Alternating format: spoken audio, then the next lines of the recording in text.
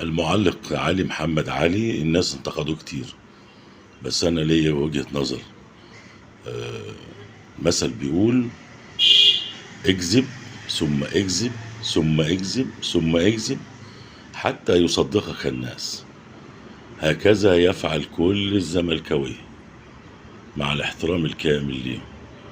غالبا يعني بيرضعوا الحاجات دي وهم صغيرين في الببرونة، وبيلبسوا نظارة خاصة بيهم بيسلموها لهم من النادي، اسمها ايه؟ شوفوا عيني، خدوا عيني شوفوا بيها، خدوا نظارة شوفوا بيها نادي الزمالك. اوعوا تشوفوها بعقولكم، شوفوها بعواطفكم بس. يعني شاهد ما شافش حاجة.